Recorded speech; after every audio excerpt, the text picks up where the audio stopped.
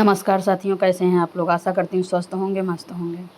आज हम पढ़ने वाले हैं कक्षा 10वीं की हिंदी दूसरी इकाई की 10वां पाठ बूढ़ी काकी। पूरक पाठ है, गद्य। इसके पहले भी आप पढ़े होंगे छोटी क्लास में बूढ़ी काकी। उसकी कहानी अलग थी और इसकी कहानी अलग है। उसकी कहानी ये रहती है कि एक बूढ़ी काकी रहती हैं जो उनकी का देहांत हो जाता है, इंतकाल हो जाता है और लेखक उनकी खोज में उनको बुलाना चाहता है और उनको पतंग उड़ाते समय उन धागों में चिट्ठियाँ भेजता है। लेकिन इस बूढ़ी काकी का कुछ अलग कहानी है।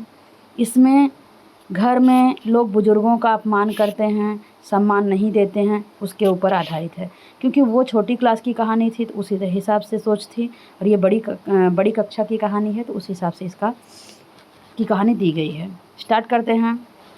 इस पाठ में क्या था, प्रवेश मैंने बता दिया आपको। अब यहाँ देखो मुहावरे हैं, 11 मुहावरे हैं। ये देख लीजिए अर्थ के साथ।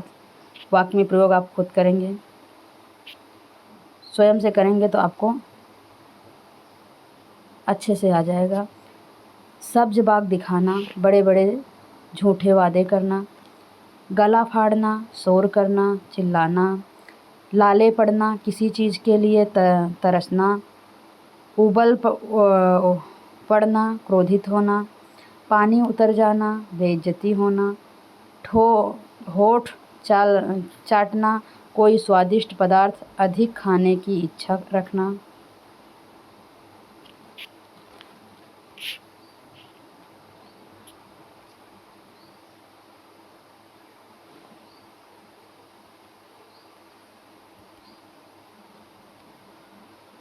ये देखो, कलेजे के हो सी उठना, मन में दुख होना, कलेजे जा पसीना पसीजना, दया आना, हृदय सन्न रह जाना, घोर आश्चर्य में डूब जाना, छाती पर सवार होना, सामने अड़े रहना, दम घुटना, हवा की कमी के कारण या गर्मी की अधिकता से सांस रुकना।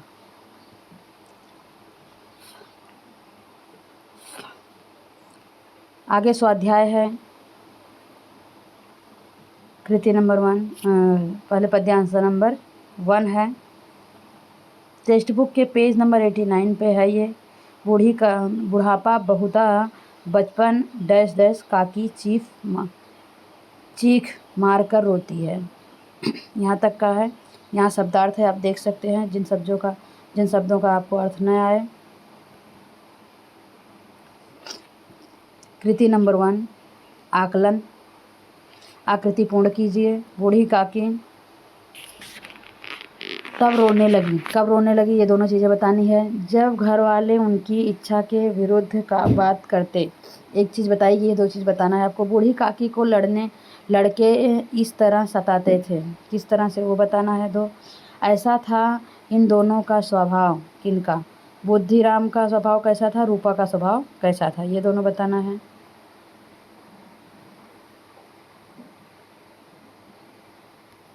अगला क्वेश्चन,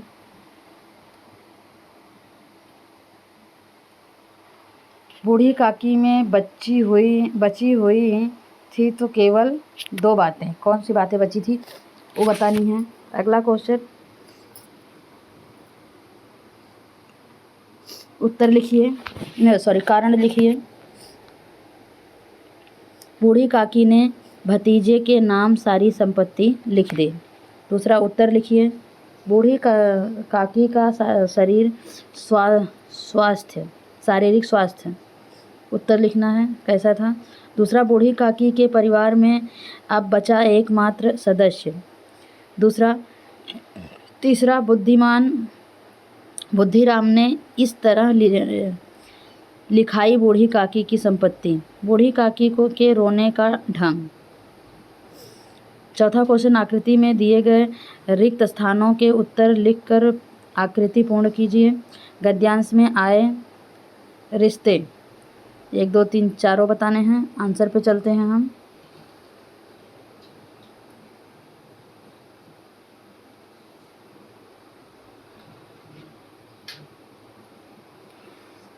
पहले का आंसर बूढ़ी काकी तब रोने लगी कब?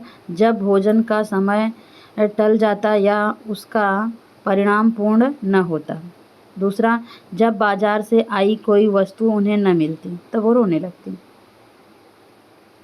दूसरा, बूढ़ी काकी के लड़के इस तरह सताते थे, कोई उन्हें चुटकी काटकर भागता था, कोई उन पर पानी की कुल्ली कर देता था। ऐसा था स्वभाव बुद्धिराम का स्वभाव। देखने में सज्जन पर कभी जब तक कोस पर आँच न आने दे, जब तक कोस पर न आँच आने दे। अगला, तीव्र स्वभाव पर ईश्वर से डरती थी रूपा।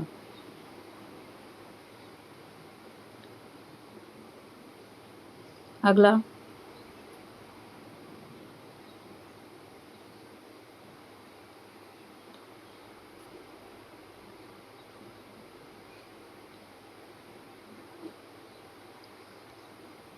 ये आंसर जो दूसरा है बुद्धिराम का स्वभाव। देखने में सज्जन पर तभी तक जब तक कोस पर आँच न आए। कोस मतलब संपत्ति पर। अगला,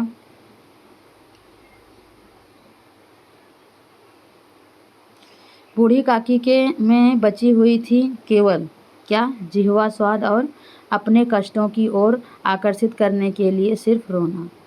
बूढ़ी काकी के परिवार में अब एक भतीजे के सिवाय और कोई नहीं था, इसलिए उन्होंने भतीजे के नाम सारी संपत्ति लिख दी। तीसरा, बूढ़ी काकी के नेत्र, हाथ, पैर और आदि सभी अंग जवाब दे चुके थे। तीसरे का दूसरा, उनका भतीजा बुद्धिराम। तीसरा, खूब लंबे चौड़े वादे करके बूढ़ी काकी गला फाड़ कर रोती थी। अगला, गद्यांश में आए रिश्ते, पति, बेटा, भतीजा, काकी, अर्धांगिनी। स्वमत है, बुढ़ापा बहुधा बचपन का पुनरागमन होता है। इस विषय पर अपने विचार लिखिए। कहते हैं बुढ़ापा बचपन का ही एक रूप है। वृद्धावस्था में मनुष्य की हरकतें बचपन जैसी हो जाती हैं। इस अवस्था में मनुष्य के अंग प्रत्यंग कमज़ोर हो जाते हैं और उन्हें बच्चों की तरह दूसरों का सहारा लेना पड़ता है। दिमाग कमज़ोर हो जाता है, दांत गिर जाते हैं। मनुष्य का मुंह बच्चों की तरह पोपला हो जाता है। इतना ही नहीं, बच्चों की तरह ही वृद्धों की भी मान अपमान की परवाह नहीं होती। जिस तरह लोग बच्चों की बातों पर ध्यान नहीं देते, उसी तरह वृद्धों की बातों पर भी कोई ध्यान नहीं देता। उनकी इच्छा अनिच्छा का भी कोई महत्व नहीं होता। इस तरह वृद्धावस्था और बचपन की अधिकांश बातों में समानता होती है। इसीलिए कहा जा सकता है कि बुढ़ापा बहुधा बचपन का पुनरागमन होता है। नेक्स्ट पेज, गद्यांश 2। ये रात का समय था, डैश डैश ठंडाई मांग रहे थे। पेज नंबर 90 पे है, 90 पे है। शब्दार्थ हैं, आप जिन शब्दों का अर्थ न आए देख सकते हैं। आकलन, संजाल पूर्ण कीजिए। रात के समय बुद्धिराम के द्वार का दृश्य 4 बताना है। दूसरा क्वेश्चन, तिलक उत्सव में इस प्रकार हो रही थी। तिलक उत्सव में इस प्रकार हो रही थी भोजन की व्यवस्था। अगला, कार्यभार के कारण रूपा की भाग दौड़ बतानी है और आकृति पूर्ण कीजिए। दूसरा, भोजन की सुगंध आने पर बूढ़ी काकी की प्रतिक्रिया क्या थी वो बताना है। कारण लिखो। अंग्रेजी पढ़े नवयुवक उदासीन थे। दूसरा, उत्सव के दिन बूढ़ी काकी को अपनी स्थिति पर रोना आया पर वे रो न सकी। चौथा क्वेश्चन, एक दो शब्दों में उत्तर लिखिए। ये इसका तिलक आया था, द्वार पर बज रही थी, बड़े हंडे में पक रही थी, चारपाइयों पर विश्राम कर रहे थे। इन सब का उत्तर 1-2 शब्दों में लिखना है। आंसर पे चलते हैं। रात के समय बुद्धिराम के द्वारा द्वार का दृश्य था। शहनाई बज रही थी। गांव के बच्चे गाने का रसास्वादन कर रहे थे। चारपाइयों पर मेहमान 2 एक अंग्रेजी पढ़े नवयुवक इन व्यवहारों से उदासीन थे।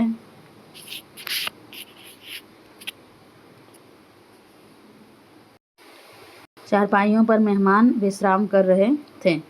अगला, तिलक उत्सव में इस प्रकार हो रही थी भोजन की व्यवस्था। कैसे? भट्ठियों पर कड़ाह चढ़ रहे थे। एक में पूड़ियाँ कचौड़ियाँ निकल रही थीं, दूसरे में अन्य पकवान पक रहे थे। एक बड़े हंडे में मसालेदार तरकारी पक रही थी। अगला क्वेश्चन है, कार्यभार के कारण रूपा की भागदौड़। कभी इस कोठे में जाना, कभी उस कोठे में जाना, कभी कड़ाह के पास जाना, कभी भंडार में जाना। भोजन की सुगंध आने पर बूढ़ी काकी की प्रतिक्रिया। आह, कैसी सुगंध है! अब मुझे कौन पूछे। जब रोटियों ही के लाले पड़े हैं तो ऐसे भाग्य कहाँ की भरपूर पूड़ियाँ मिले। अगले क्वेश्चन, अंग्रेजी पढ़े नवयुवक उदासीन थे क्योंकि वे गंवार मंडली में बोलना अथवा सम्मिलित होना अपनी प्रतिष्ठा के प्रतिकूल समझते थे। उत्सव के दिन बूढ़ी काकी को अपनी स्थिति पर रोना आया, पर वे रो न सकी क्योंकि उन्हें रूपा का डर था।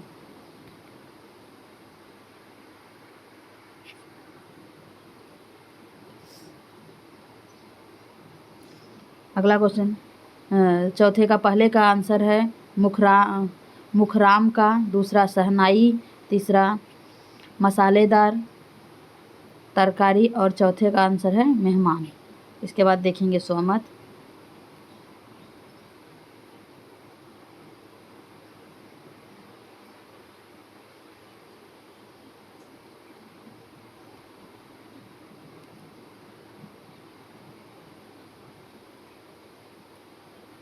सोमत है, बुढ़ापा तृष्णा रोग का अंतिम समय है। इस विषय पर अपने विचार 25 से 30 शब्दों में लिखिए। अपने जीवन में मनुष्य की तरह तरह की कामनाएं होती हैं और उनकी पूर्ति करने का वह भरसक प्रयास करता है। बचपन से लेकर युवावस्था तक मनुष्य को अपनी कामनाओं की जल्द से जल्द पूरी होने की इतनी चिंता नहीं रहती जितनी बुढ़ापे में, वृद्धावस्था में मनुष्य के जीवन के गिने चुने वर्ष ही बचे होते हैं। इसीलिए उसका प्रयास यह होता है कि अपने बचे खुचे दिनों में वह अपनी सारी कामनाएं पूरी कर ले। ऐसे में उसे किसी भी तरह अपने उद्देश्य को पूरा कर लेना उचित जान पड़ता है।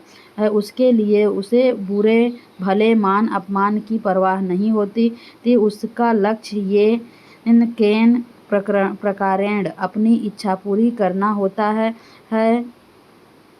हम इस प्रकार बुढ़ापा तृष्णा रोग का अंतिम समय है। तीसरा पैराग्राफ कहाँ से कहाँ तक है? इस अवस्था में उसने डैश डैश मज़ेदार मालूम होगी। पेज नंबर 91 से 92 ऊपर है टेक्स्ट बुक के। हार्ड वर्ड्स हैं जिनके शब्द जो नए आए आप देख सकते हैं। क्वेश्चन, कृति नंबर 1, आकृति पूर्ण कीजिए बूढ़ी काकी को ललचाने वाले व्यंजन। अगला दूसरा क्वेश्चन है, उत्तर लिखिए। बूढ़ी काकी को रूपा की 4 चिड़कियाँ क्या बोलती थी वो बताने हैं। बूढ़ी काकी का पश्चाताप। क्या था वो बताने हैं। आकृति पूर्ण कीजिए। तीसरा क्वेश्चन, रूपा के बारे में बूढ़ी काकी के मन में आए विचार, 2 बताने हैं। आ गए हम उत्तर पे। पहले का आंसर, बूढ़ी काकी के ललचाने वाले व्यंजन थे पूड़ियाँ, मसालेदार तरकारी, कचौड़ियाँ, रायता। बूढ़ी काकी के रूपा की 4 झिड़कियाँ ये थीं, ऐसे पेट में आग लगे, पेट है या भाड़। अभी मेहमान ने नहीं खाया, भगवान को भोग नहीं लगा, तब तक धैर्य न हो सका। भला चाहती हो तो जा कोठरी में बैठो, जब घर के लोग खाने लगेंगे तो तुम्हें भी मिलेगा। अगला, तुम कोई देवी नहीं हो कि किसी के मुंह में पानी न जाए, परंतु तुम्हारी पूजा पहले हो जाए। अगला, बूढ़ी काकी के पश्चाताप, क्या पश्चाताप थे। पहला, सच ही तो है, जब तक मेहमान लोग भोजन कर न चुकेंगे, घर वाले कैसे खाएंगे। दूसरा, मुझसे इतनी देर भी न रहा गया। तीसरा, सबके सामने पानी उतर गया। चौथा, अब जब तक कोई बुलाए न आएगा नहीं जाऊंगी। रूपा के बारे में बूढ़ी काकी के मन में आए विचार। रूपा चिढ़ गई है, क्या जाने न बुलाए। वह सोचती हो कि आप ही आएंगी, कि वह कोई मेहमान तो नहीं जो उन्हें बुलाया जाए। सोमत, लड़कों का बूढ़ों से स्वाभाविक विद्वेष होता ही है। इस विषय पर अपने विचार 25 से 30 शब्द में लिखिए। लड़कों और बूढ़ों के बीच पीढ़ियों का अंतर होता है। लड़कों और बूढ़ों में हर बात को लेकर अंतर होना स्वाभाविक है। अधिकांश बूढ़ों की आदत होती है कि वे हर बात को अपने ढंग से सोचते हैं। वे उसमें अपने ज़माने की विचारधारा थोपने की कोशिश करते हैं। उनकी एक धारणा बनी होती है, हर बात को वे अपने पैमाने पर उसके पर कसने की कोशिश करते हैं। नई पीढ़ी के लड़कों की सोच अलग ढंग की होती है। उन्हें पुराने दकियानुसी विचार पसंद नहीं आते, इसीलिए वे बात बात पर दोनों के विचारों में टकराव होता है। इस तरह लड़कों और बूढ़ों में स्वाभाविक विद्वेष होता है। गद्यांश 4, मेहमान मंडली अभी डैश डैश मुझे खूब प्यार करेगी। ये शब्दार्थ हैं, कठिन शब्द जो आपको हार्ड लगे, जिनका अर्थ न आए यहाँ से देख सकते हैं। यहाँ भी है। हम चलेंगे क्वेश्चन पर। यह देखो, यह भी शब्दार्थ है ऊपर। आकृति 1, आकलन। कृति 1, आकलन। संजाल पूर्ण कीजिए। भोजन करने बैठी मेहमान मंडली के हाव भाव, 4 बताने हैं। दूसरा, उत्तर लिखिए। लेखक ने तुलना की है बुद्धिराम की और बूढ़ी काकी की। अगला, बूढ़ी काकी से लाडली के प्रेम के 2 प्रमाण क्या हैं वो बताने हैं। फिर अगला क्वेश्चन है, कारण लिखिए। 4 क्वेश्चन हैं।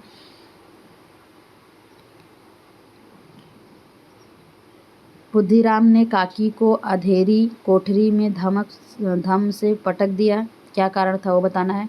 घर वालों ने भोजन किया, परंतु बूढ़ी काकी को किसी ने नहीं पूछा। लाडली ने पूड़ियाँ छिपा कर रखी। रात के 11 बज गए थे, लाडली की आंखों में नींद नहीं थी। उत्तर लिख देखेंगे। पहले का, भोजन करने बैठी मेहमान मंडली का हाव भाव था। पहला, कोई खाकर उंगलियां चाटता था। दूसरा, कोई तिरछे नेत्रों से देखता था कि और लोग अभी खा रहे हैं या नहीं। अगला, कोई दही खाकर जीभ चटकाता था, परंतु दूसरा दोना मांगते संकोच करता था। अगला, कोई इस चिंता में था कि पत्तल पर पूड़ियाँ छुटी जाती हैं।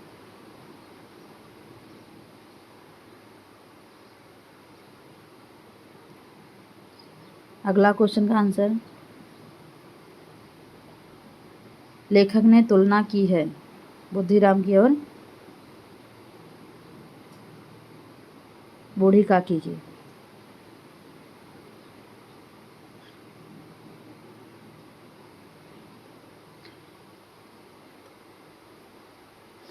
ये देखो, ये लेखक ने तुलना की है बुद्धिराम की किससे, ये बुद्धिराम की और ये बूढ़ी काकी की।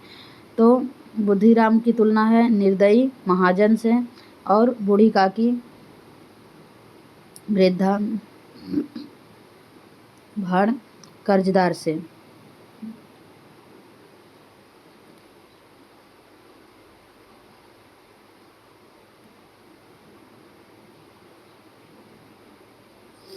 बूढ़ी काकी की तुलना है ईमानदार और भगोड़े कर्जदार से। अगला,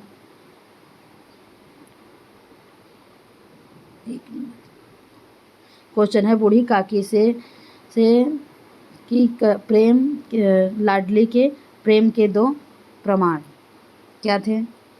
दोनों बार लाडली के माता पिता ने बूढ़ी काकी को निर्दयता से घसीटा था तो लाडली का हृदय ऐंठ कर रह गया था। दूसरा, व्यर्थ भूखी रहकर लाडली ने अपने हिस्से की पूड़ियाँ बूढ़ी काकी के लिए छुपा कर रखी और जाकर उन्हें खिलाई। ये थे लाडली की। क्वेश्चन अगला है, बूढ़ी काकी रेंगती हुई भोजन कर रहे मेहमान मंडली के बीच पहुंच गई थी। इससे कई लोग चौंक कर खड़े हुए थे और बूढ़ी काकी चौंक कर ठठक कर खड़े हो गए थे। बुद्धिराम को इससे गुस्सा आया और उसने काकी को वहाँ से उठाकर कोठरी में ले जाकर धम्म से पटक दिया। और दूसरा है, बुद्धिराम और रूपा दोनों ही बूढ़ी काकी को उनकी निर्लज्जता के लिए दंड देने का निश्चय कर लिया था, इसीलिए बूढ़ी काकी को किसी ने नहीं पूछा। तीसरा, लाडली उन पूड़ियों को बूढ़ी काकी के पास ले जाना चाहती थी ताकि वे उन्हें खा सकें। बूढ़ी काकी को पूड़ियाँ खिलाने की खुशी लाडली को सोने न देती थी। सोमत,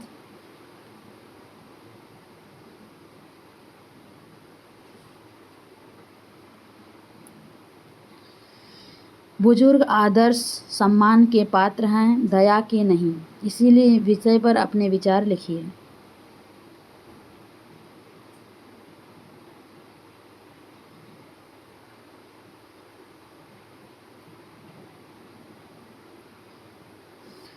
हमें यह याद रखनी चाहिए कि आज जो व्यक्ति बुजुर्ग है वह हमेशा बूढ़ा और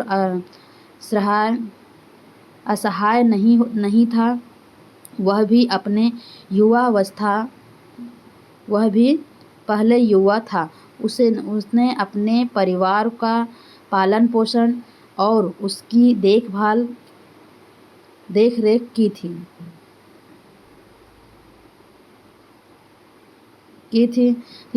उसने तरह तरह की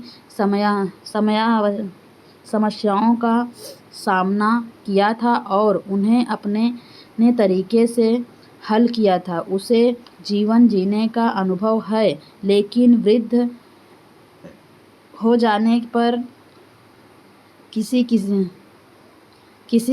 परिवार में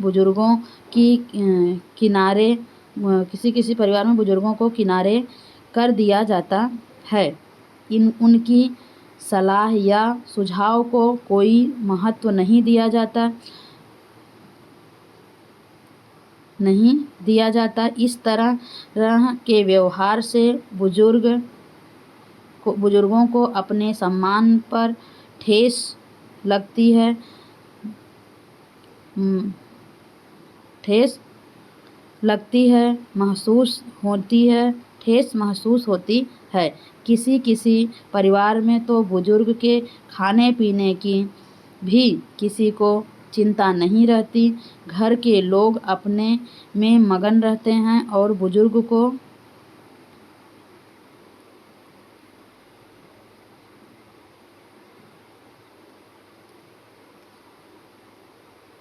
कोई ध्यान नहीं देता। बुढ़ापा को उसकी के लिए ध्यान बहुत ज़रूरी है, इसीलिए ये कि उनका मान सम्मान बना रहे। अगला पैराग्राफ देखेंगे।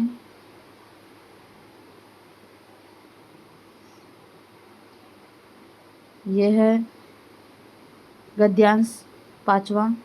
ये कठिन शब्द हैं, आप देख सकते हैं। अगला आकृति पूर्ण कीजिए। हम चल रहे हैं क्वेश्चन पे। कृति नंबर 1, आकृति पूर्ण कीजिए। ये प्रश्न है 2।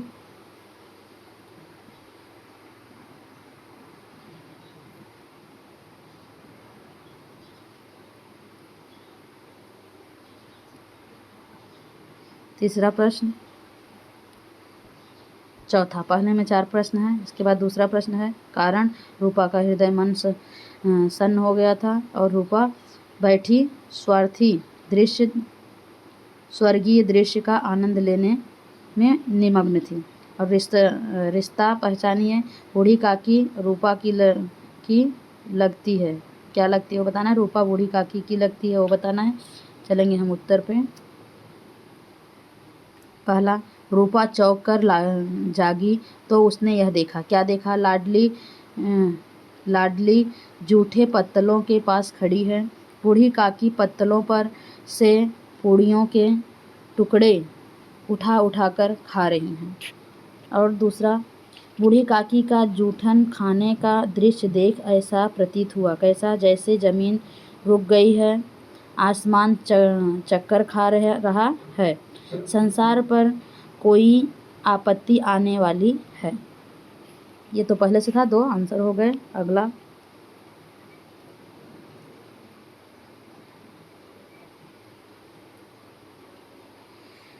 रूपा की परमात्मा से क्षमा याचना। परमात्मा मेरे बच्चों पर दया करो। इस अधर्म का दंड मुझे मत दो, नहीं तो मेरा सत्यानाश हो जाएगा। मुझे बड़ी भारी चूक हुई है, मुझे क्षमा करो।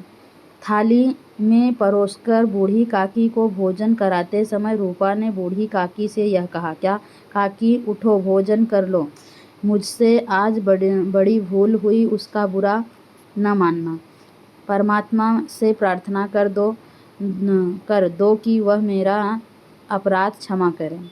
ये पहले से दिया गया है। 2 यहाँ आंसर हैं।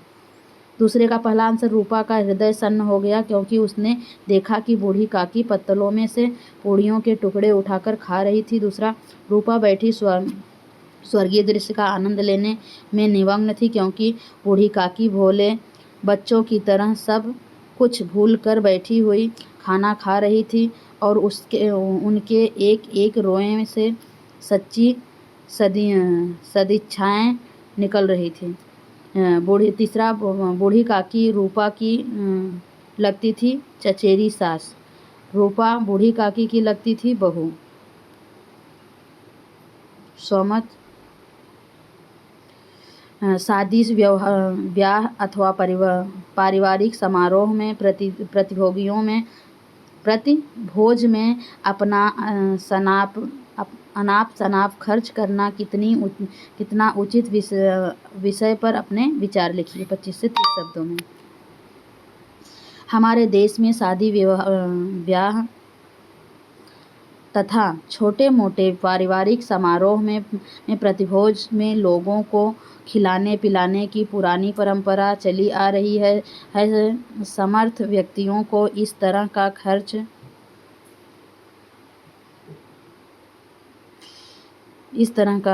खर्च करना ज़्यादा नहीं खरता, पर अधिक आर्थिक दृष्टि से कमज़ोर लोगों के लिए इस तरह के खर्च का भार उठाना मुश्किल हो जाता है। पर सामाजिक बंधनों तथा अपने नाम के लिए ऐसे समारोह आयोजित करना आज एक फैशन हो गया है।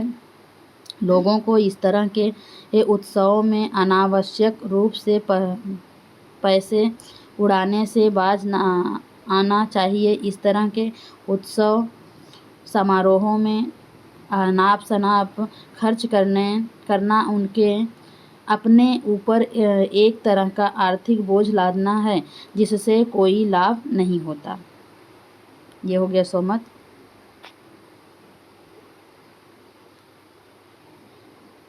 पांच हमारे पैराग्राफ थे। अब हम देखेंगे पूरे पाठ पर, संपूर्ण पाठ पर आधारित क्वेश्चन। संपूर्ण पाठ पर आधारित स्वाध्याय। पहला है, स्वभाव के आधार पर पात्र का नाम। क्रोधी कौन था, लालची कौन था, शरारती कौन था और स्नेहिल कौन था। देखो, क्रोधी थी रूपा, लालची थे बुद्धिराम, शरारती थे दोनों लड़के और स्नेहिल थी लाडली। अगला क्वेश्चन है, बुद्धिराम का काकी के प्रति दुर्व्यवहार दर्शाने वाले 4 बातें।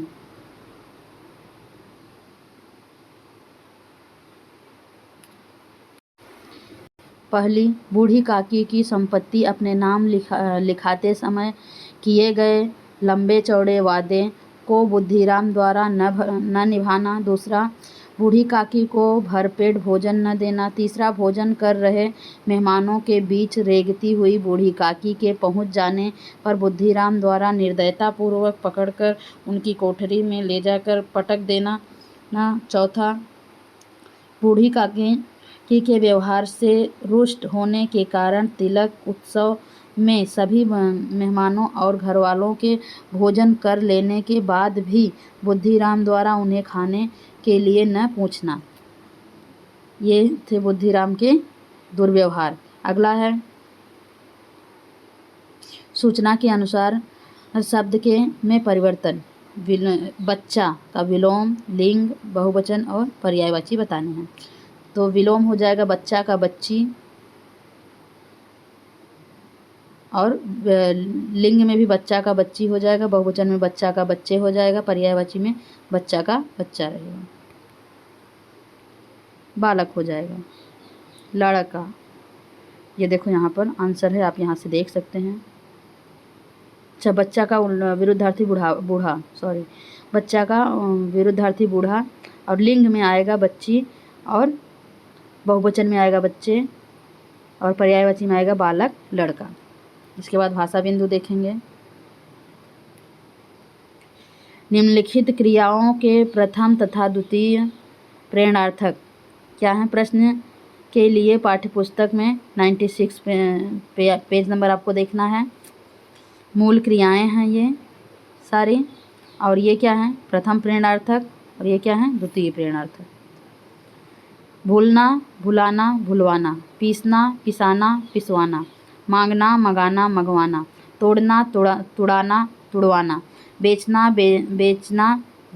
बेचाना, बेचवाना, कहना, कहाना, कहलवाना, कहलाना, कहलवाना, कहवाना, कहलवाना, नहाना, नहलाना, नहलवाना या नहलवाना, नहवाना या नहलवाना, खेलना, खिलाना, खिलवाना, खाना, खिलाना, खिलवाना, फैलना, फैलाना, फैलवाना, बैठना, बैठाना, बैठवाना, लिखना, लिखाना, लिखवाना, जुटना, जुटाना, जुटवाना, दौड़ना, दौड़ाना, दौड़वाना, देखना, दिखाना, दिखवाना, जीना, जिलाना, जिलवाना। ये हो गए 16 हमारे मूल क्रिया और उनके प्रथम प्रेरणार्थक और द्वितीय प्रेरणार्थक। अगला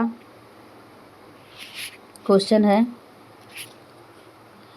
पठित पाठों से किन्हीं 10 मूल क्रियाओं का चयन करके उनके प्रथम प्रेरणार्थक और द्वितीय प्रेरणार्थक लिखिए। यहाँ पर जैसे दिए गए हैं, ये आपको पाठ में से लेने हैं। जैसे चलना, चलाना, चलवाना, ये ऊपर भी है। अगला देना, दिलाना, दिलवाना, मिलना, मिलाना, मिलवाना, पीना, पिलाना, पिलवाना। आगे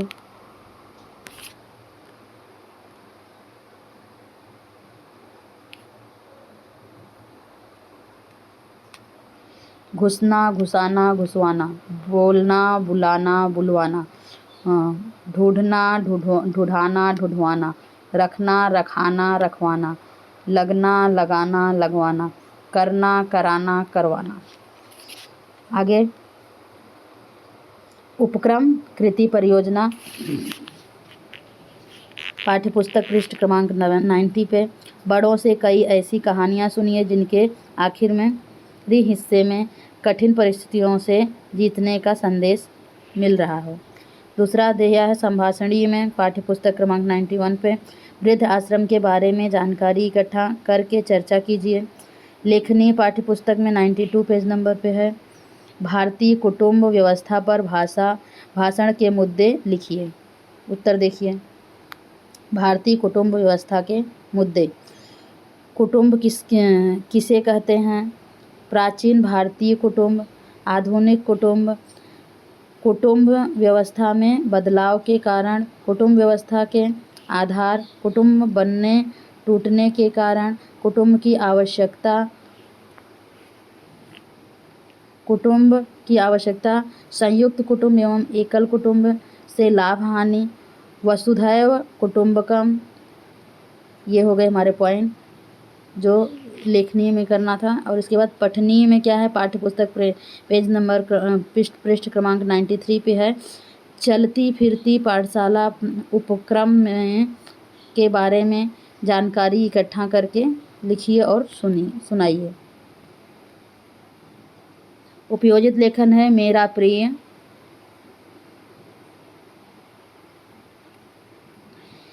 वैज्ञानिक विषय पर 80 से 100 शब्दों में लिखना है। ये भी पेज नंबर आपके टेक्स्ट बुक में 96 पे है। उत्तर है, यूँ तो दुनिया में एक से एक बड़े वैज्ञानिक हैं, पर मेरे प्रिय वैज्ञानिक तो सर जगदीश चंद्र बोस ही हैं। सर जगदीश चंद्र बोस की बात ही निराली है। उन्होंने यह सिद्ध करके बता दिया कि पेड़ पौधे भी हमारी तरह सांस लेने और उन्हें पानी और भोजन की आवश्यकता होती है। उनमें भी जान होती है। यदि पेड़ पौधे को सताया या कष्ट दिया जाए तो वे बीमार हो जाते हैं, और उनकी प्रकृति के विरुद्ध उन्हें भोजन दिया जाए अथवा जहरीला रसायन दिया जाए तो वे मर जाते हैं।